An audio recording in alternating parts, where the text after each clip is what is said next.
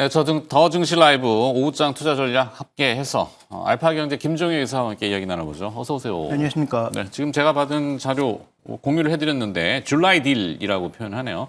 미국과 중국의 런던 합의 내용이 일부 흘러나오는 것 같아요. 뭐 대충 예상했던 내용인 것 같은데 어떤 게 포함되어 있던가요? 네, 큰 틀은 뭐 두 가지죠.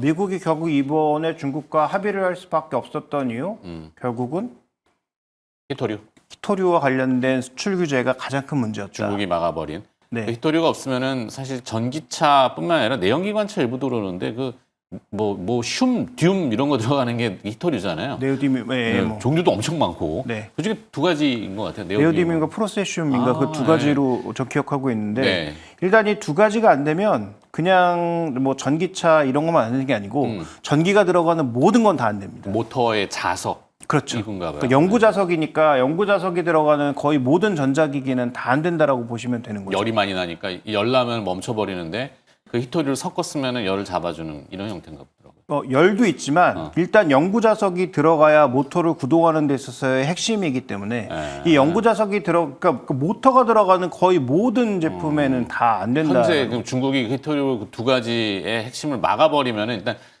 뭐 석기시대 비스무리하게 이렇게 될 정도 극단적이라면은 그렇죠. 그러니까 극단적으로 보면 중국의 생필품이 공급이 안 되면 미국의 화장실에. 생필품이 끊기고 그 다음에 말씀드렸던 대로 그 히토류를 통제하니까 결국 미국이 만들어낼 수 있는 그나마 돌아가는 뭐 무기를 포함한 몇 개 산업도 아예 멈추게 되는 상황으로 가다 보니 근데 웃기는 건 이 연구 자석의 핵심 기술을 갖고 있었던 게 원래 GM자회사였거든요. 그렇죠. 그런데 그거를 결국은 중국이 사갔고 네. 미국의 공장이 있었는데 미국 공장에 히토류를 공급을 안 하면서 이 공장의 씨를 말려버린 거잖아요. 그러면서 이제 중국의 천진 공장으로 모든 시설들이 가버린 건데 그러니까 히토류가 사실 미국에 없는 건 아니지만 그거를 캐내서 정제하고 뽑아내는 이 시설도 없고 그게 환경오염이 엄청나다면서요? 그러니까 핵심은 히토류가 우리가 이제 착각하고 있는 게 네. 히토류는 어디에나 있습니다. 아, 근데 너무 희소하게 있는 거고요. 그렇죠. 그래서 한 1톤이 넘는 바위를 가져와서 온갖 화학 처리를 하고 그 1톤짜리 바위에서 요만큼 뽑아내는 게 히토류거든요. 네. 그러니까 뭐 미국이나 호주 같은 땅 큰 국가에서 히토류 넘쳐나죠. 네. 그런데 과연 중국처럼 눈치 안 보고 그 몇 톤짜리에다가 엄청난 화학 제품들 쏟아부어서 과연 그렇게 히토류를 만드는 공장을 지을 수 있느냐. 요원한 얘기다. 네, 뭐 지을 수 있겠지만 그렇죠. 과연 그에 저응하는 뭐 환경단체라든지 이런 물량들을 어떻게 대응할 거며. 지금 당장 써야 되는데. 네, 그다음에 만들어 봐야 중국과 가격 경쟁이 되느냐 이 두 가지 문제를 쉽게 해결할 수가 없는 거죠. 그러다 보니까 이제 중국에게 히토류 규제를 풀어달라는 어떻게 보면 부탁 아닌 부탁을 네. 한 거고 반대로 중국이 가장 민감했던 반도체 설계와 관련된 각종 기술들의 규제를 풀어주는 방향으로 합의를 이룬 것으로 현재 지금 해석이 되고 있습니다. 네. 아웃라인은 잡힌 것 같아요. 뭐 서명만 남았다고 하던데 일단 뭐 중국 쪽 반응은 증시가 좀 오르는 것 같고 우리도 뭐 나쁠 건 없죠. 미국과 중국이 싸우는 것보다는 화해하는 게 좋으니까. 특히 이제 이 반도체 규제를 풀어준다라고 하는 건 우리가 지금 중국 쪽으로 꽤 나가는 장비 소재 이런 것들이 있는데 네. 그와 관련돼서 우리는 뭐 굉장히 긍정적인 이슈로 받아들일 수 있는 거죠. 특히 이제 삼성전자 입장에서는 HBM이 전혀 미국으로 가지 못하고 있는 상황에서 네. 중국으로 물량을 보내고 있는데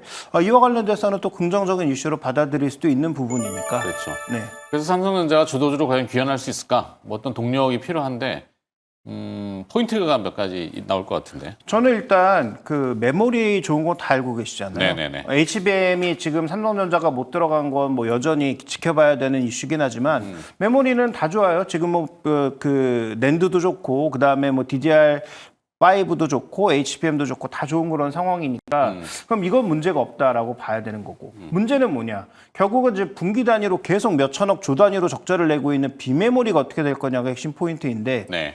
일단 첫 번째로 포문을 연 것은 삼성전자 비메모리 분야에서 지금 엑시노스라고 하는 잊혀진 이름. 네. 그러니까 삼성이 스스로 만들었던 자신의 어떤 설계했던 칩이 네. 그동안 성능이 안 나오고 너무 이제 수율이 떨어져서 삼성전자 제품에도 들어가지 않았던 게 이번에 나오는 플립 제품에 들어간다는 거죠. 근데 지금 시장에서 알려지고 있는 이슈로는 삼성전자 플립 7에 네. 원래 국내용에만 폴더블 들어간다. 폰 말하시는 네, 거죠? 폴더블 중에서도 플립. 플립. 그러니까 폴더 이 큰 크렘쉘. 거 말고. 크렘쉘. 네, 클램쉘로 들어가는 그 플립에 들어가는 건데 처음에 이제 이게 나왔던 건 역시 또 국내 소비자들만 왕따 시킨다. 성능이 떨어지는 이 엑시노스를 우리나라 거에만 집어넣는구나. 네. 라는 얘기가 나왔다가 최근에 이제 들려오는 이슈는 미국 쪽에서도 이제 들어간 게 좀 밝혀졌단 말이죠. 네. 그래서 해외 버전에도 같이 들어가는 거 아니냐 이런 얘기가 나오고 있는 상황입니다.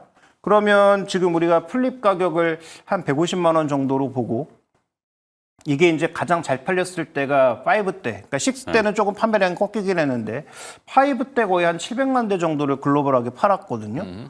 그거 생각해 보면 이게 10조인데 거기서 이익률을 한 5, 6% 생각해 봤을 때 5, 6천억 정도의 이익을 거둘 수 있는 그다음에 이 칩안에 들어가는 그 가격에 가장 비싼 것 중에 하나가 만약에 엑시노스라고 생각해 본다면 삼성전자에 지금 분기당 몇 천억 적자를 내고 있는 비메모리 분야의 적자를 줄일 수 있는 하나의 가장 중요한 포인트가 아닌가. 그다음에 이게 왜 중요하냐 하면 3나노예요. 지금 적용되는 기술이 3나노인데 삼성전자의 3나노는 못 쓰는 3나노다. 네. 수율이 너무 떨어져서 못 쓰는 3나노라고 했는데 여기서 제품을 만들어내고 있고 어느 정도의 퍼포먼스도 나온다라고 하면 그러면 예전부터 제가 계속 말씀드렸던 부분 TSMC만 잘하니까 TSMC에게 모든 일감이 지금 돌아가고 있는 상황인데 삼성전자의 3나노도 TSMC보단 떨어지지만 그래도 물건을 만들어내고 물건의 퍼포먼스가 나오더라라고 하면 그러면 지금 뭐 TPU나 NPU를 만들고 싶어하는 수많은 업체들에서 TSMC에서 줄 서서 기다리다가 저쪽에도 한번 가볼까라는 마음이 들지는 않을까라고 생각해 볼 수가 있는 거죠. 네. 그다음에 3나노에서 수율을 뽑아내기 시작했다라고 하는 것은 4나노 쪽에서는 이제 기술이 어느 정도 완성도에 올라왔다라는 걸 방증하는 것이기 때문에 그러면 삼성전자의 비메모리 쪽이 거의 놀고 있거나 적자만 내고 있다가 어느 정도 이제 사업이 돌아가는 그런 형태로 가는 것은 아니냐 이렇게 좀 봐야 되는 신호라서 네. 그러면 삼성전자의 이익이 올라가는 분야로 우리가 좀 봐야 되지 않을까 이렇게 보고 있습니다. 비메모리 쪽. 사실 이게 뭐 원론적인 얘기긴 한데 엑시노스도 모든 그 반도체 칩이 그렇긴 합니다만 지금 뭐 HBM 논란도 그렇고 설계 형태를 변형하지 않으면 그 발열 문제잖아요.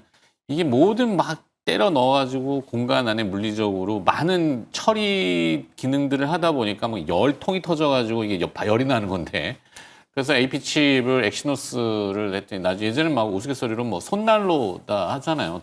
뜨끈뜨끈하니까 겨울에는 막 주머니 넣고 다니고 그렇게 비아냥거릴 정도면은 그래서 이게 그 설계 자산을 변경해서 뭔가 해결 문제가 안 나오면은 열에 좀 견딜 수 있는 형태. 오늘 그래서 잠깐 방송 중에 나왔더만 이제 질화갈륨 같은 것들, 뭐 그다음에 또 SiC, 뭐 실리콘 카바이드, 요즘 뭐 유리기판 얘기도 많이 나오지만 열을 견딜 수 있는 형태로 물리적으로 삼성이 뭘 하고 있을 수 있는 것은 포착되는 게 좀 없겠죠. 뭐 유리기판 얘기도 이미 나왔고 그다음에 뭐 질화갈륨을 포함한 다양한 그런 소재들의 얘기는 이미 나와 있습니다만 전력 반도체에는 이미 쓰이고 있고요. 근데 이게 과연 주 반도체로도 올 수 있느냐? 그러면 가격은 맞출 수 있느냐? 그렇지. 수율은 나오느냐? 여러 가지 문제이기 때문에 뭐 말이야 쉽게 열 잡으려고 소재 바꾸면 되는 거 아니야라고 할 수 있지만 그거 바꾸려면 전체를 다 뜯어 고쳐야 되는데 그러면 삼성전자에 지금까지 해놓은 그 시설들을 다 뜯어 고치는 돈, 뜯어 고치면서 걸리는 시간 앞서가는 다른 기술들의 능력들 이런 것들을 좀 같이 봐야 되는 거죠. 네. 그다음에 뭐 선두에 서 있는 TSMC는 그렇게 하고 있느냐? 선두도 그렇게 하고 있지 않잖아요. 그래서 그걸 바꾸는 어떤 돈과 시간 노력을 들어서 선두를 따라잡을 수 있다는 어떤 강력한 그 포인트가 있지 않으면 삼성전자가 그렇게 공격적으로 돌기엔 쉽지 않다라고 보고 있습니다. 그래서 지금 뭐 전력 반도체 기기를 포함한 일부 통신 기기 쪽에는 그런 소재들이 이미 적용되고 있는 상황이고요. 그렇죠. 다만 오늘 말씀드리고 있는 그 반도체 우리가 흔히 얘기하는 이런 주 반도체 AP 쪽에도 그게 과연 될 수 있느냐는 조금 더 시간을 두고 지켜봐야 될 문제인 것 같고요. 유리기판도 아직 시간이 좀 남아 있는 문제라서 지금 당장 적용되기는 어렵습니다.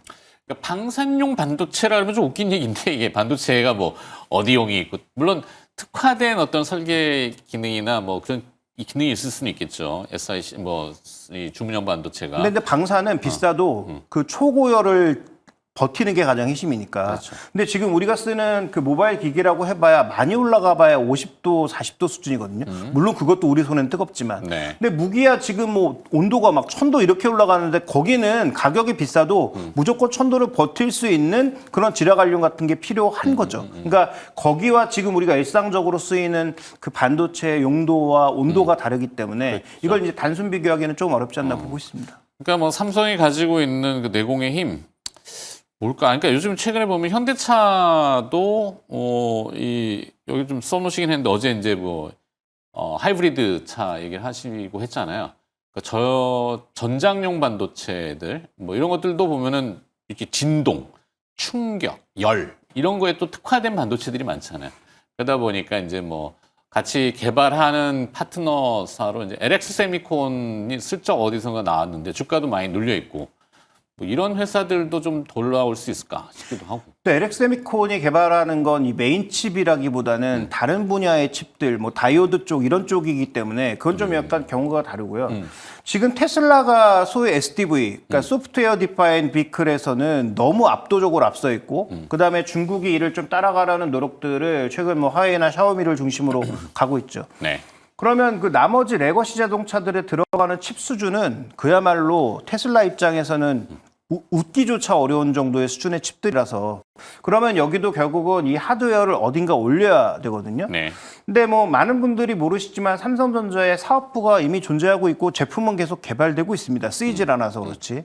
엑시노스 노트라고 하는 사업부가 있고 이 사업부에서 기존에 갖고 있는 전장용 카메라라든지 여러 가지 아키텍처들을 결합해서 실제로 지금 계속 만들어내고 있는 상황이거든요. 네. 근데 현대차도 SDV를 하겠다고 했고 아우디와 BMW와도 이미 계약을 한 상황이 있고 그러면 비메모리 쪽에서는 향후 이런 전장용 시장에 테슬라나 지금 그 엔비디아의 올인칩이 싹쓸이를 할 거냐 네. 아니면 여기도 삼성전자가 들어가서 무언가를 만들어낼 거냐는 굉장히 중요한 부분입니다. 그래서 이 지금 삼성전자의 엑시노스 노트 화면 한번 비춰주시면 네. 여기도 일단 CPU와 GPU가 다 들어가고 NPU가 추가적으로 들어가서 생각보다 굉장히 많은 아키텍처가 소위 이제 SoC라고 하는 시스템 온칩 안으로 들어가게 된다라는 거죠. 그래서 이 안에 들어가는 그런 부품들이 다양한 OS와 또 결합을 해서 하나의 어떤 제품으로 만들어진다는 것을 생각해 봤을 때 저는 이것도 분명히 의미가 있는 흐름이다. 그래서 장기적으로 보면 삼성전자의 비메모리도 분명히 개선될 여지가 있다는 것을 한번 주목해 볼 필요가 있는 거죠. 네. 그럼 오늘은 삼성전자만 그냥 딱 집어서 지금 얘기하신 거죠. 뭐 서플라이 체인이나 밸류 체인에 뭐 엉켜 있는 회사 아닙니다. 중에는? 지금 현재 이렇게 가게 되면 오늘 움직이고 있는 종목군들 중에 좀 눈에 들어오는 종목들이 많은데 한솔케미칼? 한솔케미칼. 네, 한솔케미칼이 어떤 소재를 만드는 기업이냐면 반도체가 전부 화학 물질들이 더딥혀지는 거잖아요. 그쵸. 설계부터. 거기에 접착제가 한솔케미칼이거든요. 그러면 중국으로 가는 물량도 있을 거고 삼성전자로 들어가는 물량도 늘어날 수 있으니까 봐야 되고요. 오케이. 그다음에 기판주들도 오늘 좀 눈에 띕니다. 알겠습니다. 여기까지 듣도록 하겠습니다. 알파경제 김종효 이사와 함께 더 증시 라이브 들어봤습니다. 고맙습니다. 자, 저는 물러가겠습니다. 내일 또 다시 뵙도록 하죠. 함께해 주셔서 고맙습니다.